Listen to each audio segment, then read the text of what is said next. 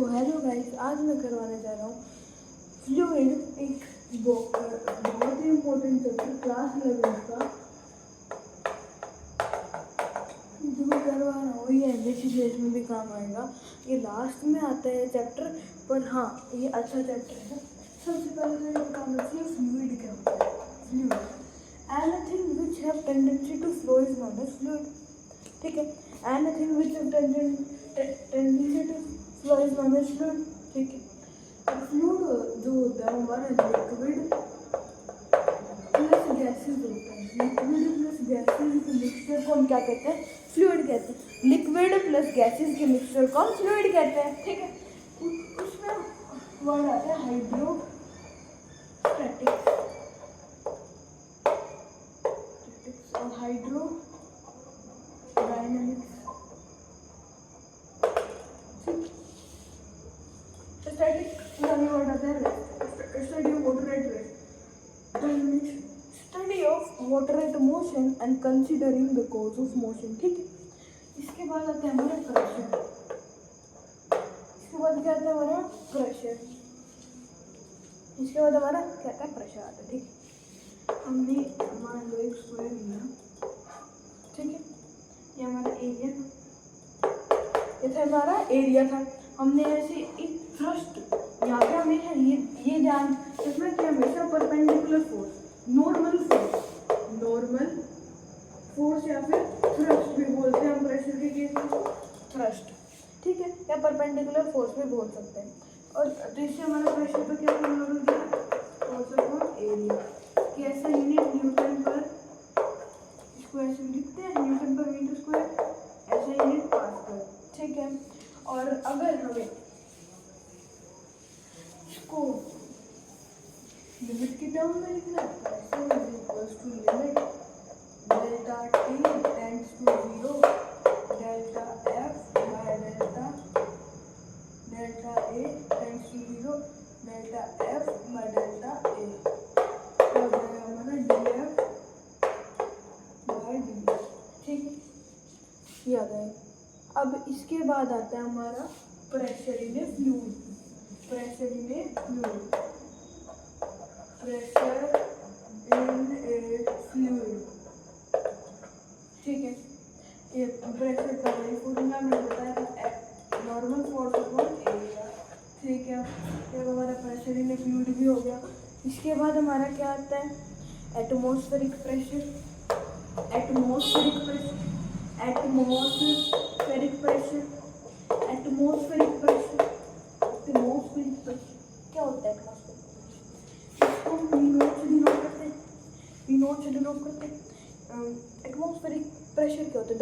The pressure exerted by the atmosphere is known as atmospheric pressure.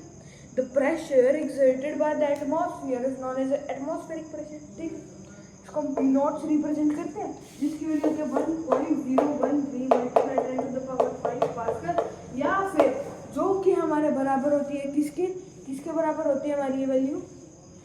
1.01 bar, which is also equal to 760 टोर।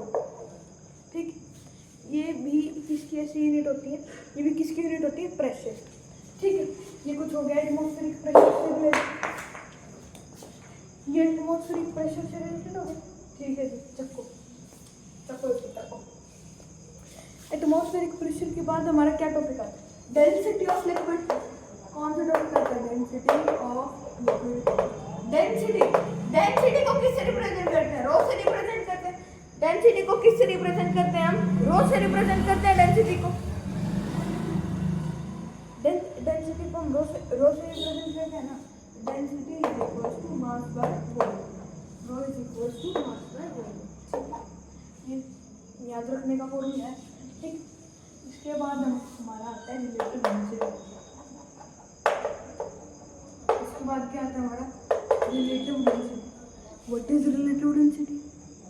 ये एक unitless, ये कैसी unitless और dimensionless quantity होती है। अरे यार, मैं किसकी डायमेंशन बताना भूल गया। क्या बताया सर मैंने? अभी किसी की तो भूल गया मैं डायमेंशन बताना। बताना भूल गया। प्रेशर की डायमेंशन देखो, एम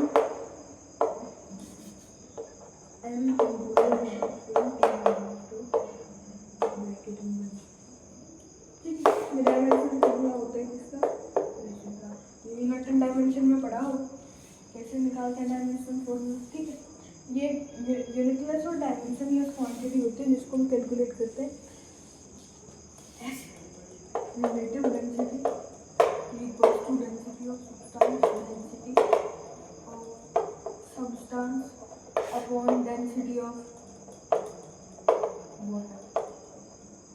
मेनली केस में मोटर देते हैं या फिर नीचे पे कोई सब्सटेंस उसकी डेंसिटी गिवन हो या तो ठीक। ये कंसेप्ट हमारे किसका। अब सवाल पता है कैसे आते हैं, दो मिक्सचर को मिक्स कर दिया, ऐसे ऐसे सवाल आते हैं। हमारे पास दो मिक्सचर, ठीक है, एक की डेंसिटी ρ1, एक की डेंसिटी ρ2, एक का मास m1, एक का मास m2, ठीक है। हमने पढ़ा था भाई इसकी तो पूरे की डेंसिटी निकालनी है। हमने पढ़ा था density equal to mass by volume. Volume क्या होता है,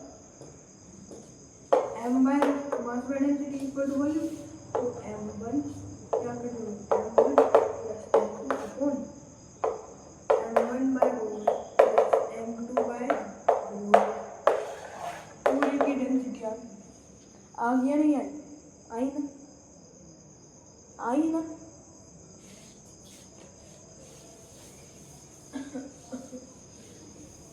अगर हमारा ये भी केस बनता है, अगर मास 1 इक्वल टू मास 2,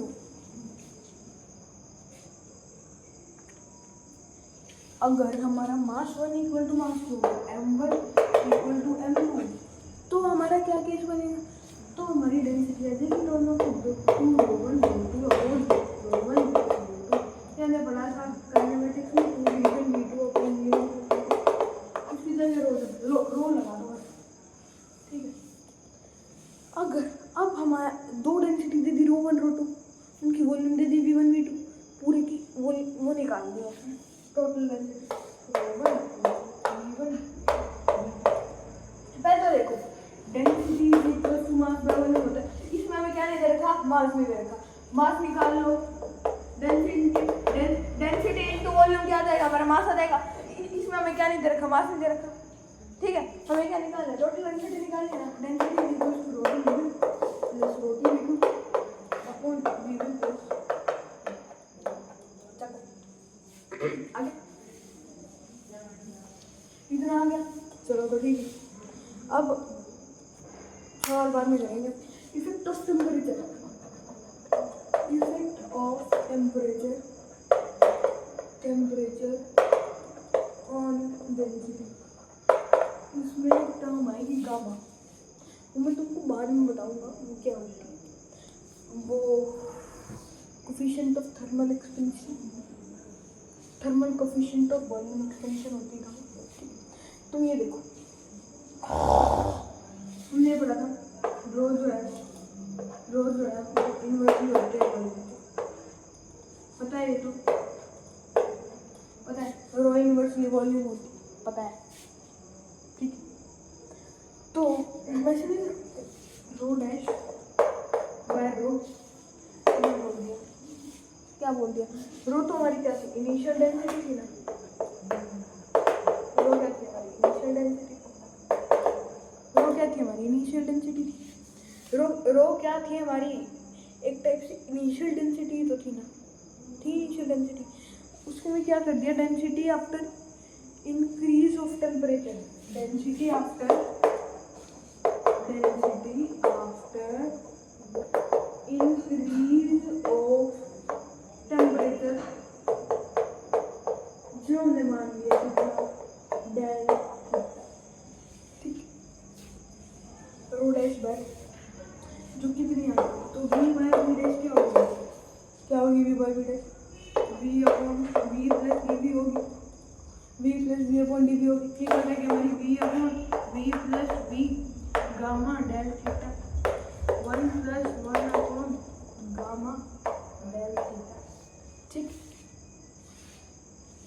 थीटा तो पता चल गया क्या, gamma coefficient of thermal thermal coefficient of volume expansion, thermal coefficient of volume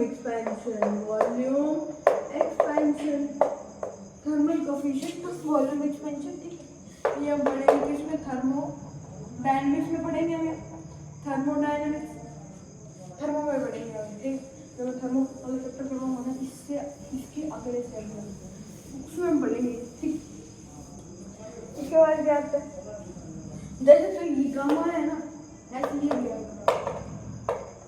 जो मैं करवाऊंगा, गामा क्या था, thermal coefficient of volume expansion, thermal coefficient of volume expansion.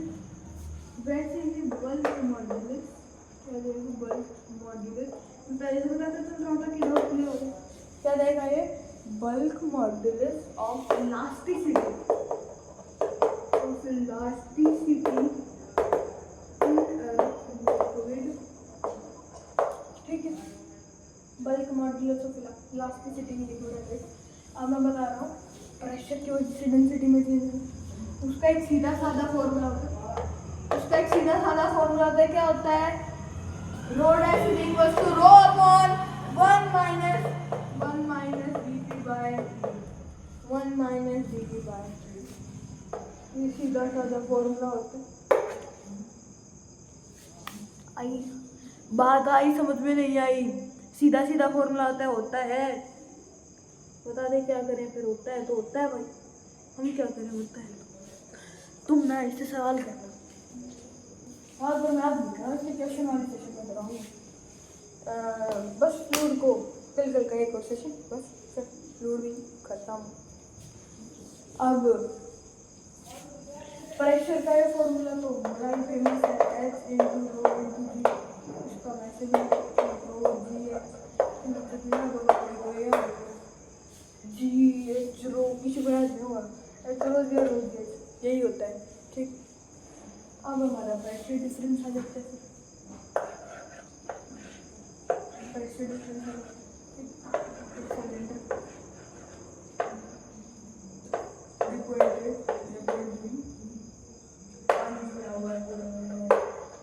ठीक है, तो point B minus pressure A is equal to rho GH, which is also known as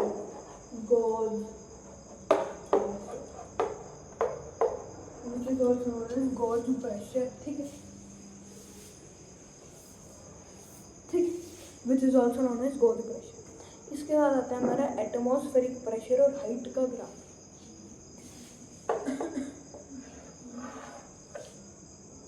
ये height, ये एक्स, ये वाई, ऐसा सा होता है, ये नोट कुछ ऐसा सा होता है, ग्राफ। ठीक, इसके बाद हाँ, क्या प्रेशर पूछ लेंगे,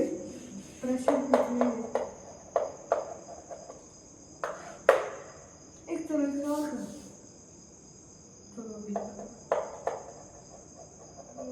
प्रेशर पूछ लेंगे। हाइट दे दी हमें, मान लो कितनी दे दी, हाइट दे दी हमें 10 मीटर। प्रेशर बताओ यहाँ, इसके यहाँ कितना प्रेशर होगा, हमने फॉर्मूला पढ़ा था भाई, P not plus rho ji H. P naught atmospheric pressure कितना होता है, 1.013 multiply 10 to the power 5 plus 10 to the power 3 G कितना है, 10।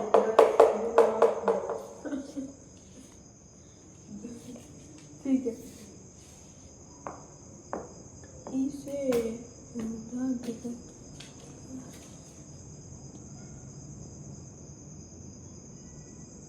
ठीक है, तो ये कितना आ गया, 1.013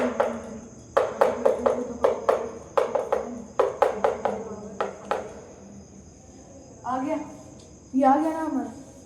ये इसको मल्टीप्लाई करो, 2.013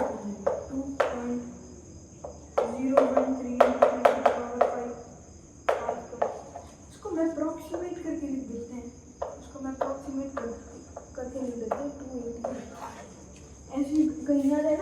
4.013 10 to the power 5 स्क्वायर इसको ना अप्रोक्सीमेट करके 4 ATM चुका ना 4 ATM पे टिक, ठीक है 4 ATM पे टिक लगा देना, ठीक किस पे टिक लगा देना 4 ATM पे। इसके बाद क्या आता है हमारा पास्कल्स लॉ, इसके बाद क्या आता है हमारा पास्कल्स लॉ। पास्कल्स लॉ क्या कहते हैं, the pressure applied to the enclosed liquid, the pressure applied to the enclosed fluid transmitted undiminished to the every portion of the walls of the container, ठीक है सिंपल भाषा में समझो, वो undiminished pressure सभी वॉल्स पे लगते हैं, ये कहते हैं पास्कल्स। इसकी सबसे अच्छी एप्लीकेशन होता है हाइड्रोलिक लिफ्ट, इसकी सबसे अच्छी एप्लीकेशन क्या है, कौन सी हाइड्रोलिक लिफ्ट ये मैं बताता है F1/A1 F2/A2। यहाँ से हम फोर्स 1 भी निकाल सकते हैं, फोर्स 2 भी निकाल सकते हैं, A1 भी निकाल सकते हैं, A2 भी निकाल सकते हैं। कॉमनली 11th क्लास में ये पाई आपको तो ये सर्कल देते हैं कंफ्यूज करने, नहीं तो कहीं कहीं रेक्टेंगल भी दे देते हैं, कहीं स्क्वायर भी दे देते हैं, स्क्वायर रहता है कुछ दे देता, ठीक ये देता है,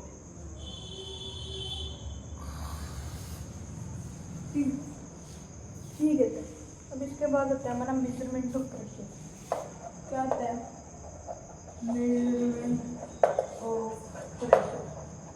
मेजरमेंट ऑफ प्रेशर में पहला आता है हमारा बैरोमीटर, पहला क्या आता है हमारा बैरोमीटर क्या मेजर करता है हमारा ATM pressure, atmospheric pressure measure करता है क्या बैरोमीटर, ठीक है।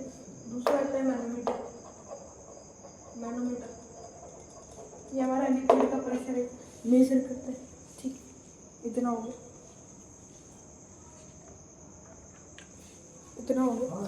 उसके बाद आता है हमारा क्या आर्किमिडीज प्रिंसिपल, उसके बाद क्या आता है आर्किमिडीज प्रिंसिपल, उसके बाद क्या आता है आर्किमिडीज प्रिंसिपल। आर्किमिडीज कौन था, एक साइंटिस्ट था जिसने क्या बताया था, हमें ये बताया था कि the weight of the object immersed in the water is equals to the weight of the liquid displaced from the vessel. The weight of the substance immersed in the water is equal to the weight of the liquid displaced from the vessel. ठीक, हमने एक cylindrical vessel ले लिया, इसमें हम भरेंगे क्या भरेंगे इसमें हम भरेंगे भाई इसमें CH3 CH2 भरेंगे हम इसमें, बोलोगे मजे आएंगे, क्या होता है C2H5 C2H5OH, ये क्या होता है मैं इथेनॉल, क्या होता है इथेनॉल क्या होता है, अब तुम कोई गेस करना क्या है कमेंट में बताना, कमेंट में ठीक है। हमने इसके अंदर डाली एक आइस क्यूब, डाली, पता क्या होता है, ये सब कुछ गेस कर लेना ही था तो आ ही रहा होगा, ठीक है। जो इस आइस क्यूब का वेट था, weight of ice cube equals to weight of water displaced,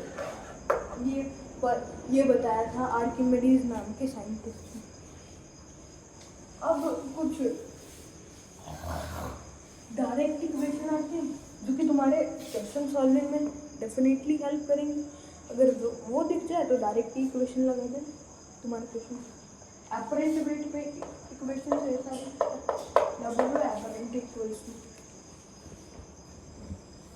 W apparent equals, ध्यान से सुन लेना सारे, W apparent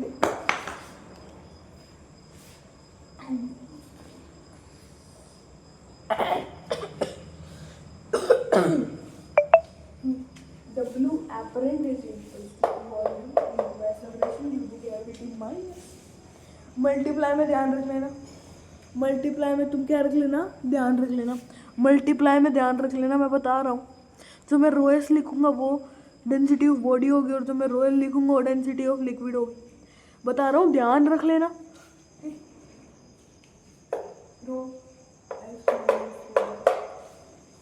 सीधी की सीधी इक्वेशन बताई नहीं बताई ना, सीधी की सीधी इक्वेशन। अब बस करते रहो, मेरे साथ रहोगे ना, ये चैप्टर घटिया बनाऊंगा ये चैप्टर, ठीक है। तो एक अगली डब्ल्यू एपरेंट क्या V V V V V V V into multiply rho S multiply the 1 minus rho L upon rho S क्या डेंसिटी ऑफ बॉडी, रोएल क्या डेंसिटी ऑफ लिक्विड, ठीक है। तो कोई W apparent is equal to W actual, W apparent equal to W actual 1 minus rho L by rho L. तीन equation है, paper में solve जरूर आएगा, लिख के ले लो। बड़ी इंपॉर्टेंट इक्वेशन, ठीक है। इसके बाद क्या आता है हमारा buoyant force the up thrust, जिसका फॉर्मूला होता है वी रो जी। इसके बाद क्या है buoyant force F bind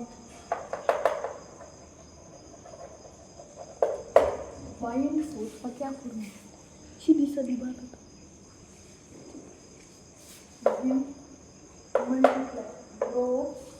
we multiply rho liquid rho liquid multiply G क्या वर्ड यूज किया मैंने, जी इफेक्टिव। अब ये देखो जी इफेक्टिव क्या,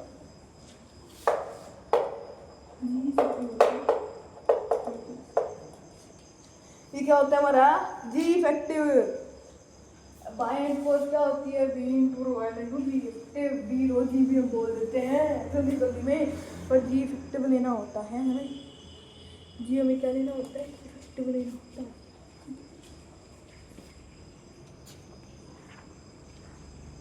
इसके बाद थोड़ी बहुत बर्नौली इक्वेशन बताऊंगा, और इक्वेशन ऑफ कंटिन्यूटी करा के चैप्टर ये क्लास खलास, ठीक है। बर्नौली ठीक है, लो वाटर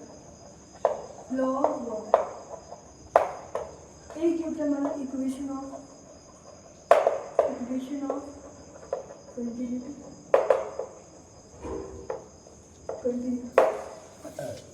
सुनो,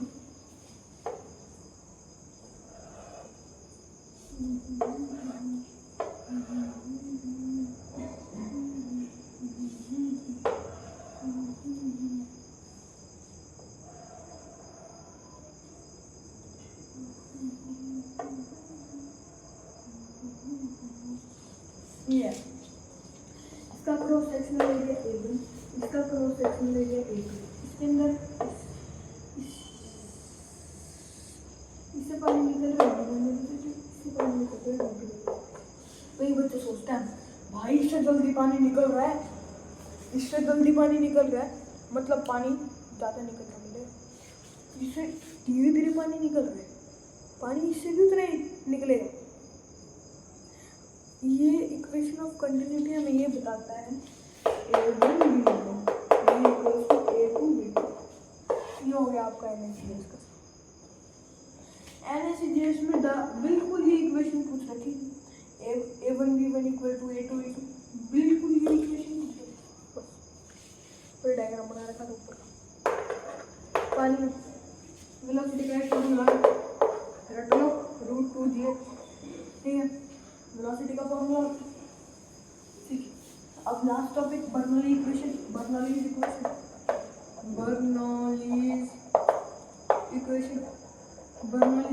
क्या होती है, P not plus half rho V square plus rho ji H equals to constant. ये याद रखो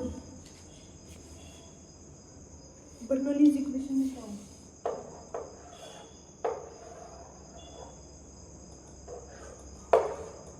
ठीक है, पी नॉट तो एटमॉस्फेरिक प्रेशर जो एटीएम थी जो एटमॉस्फेयर एक्साइट कर रहा है, kinetic energy half M square होता है।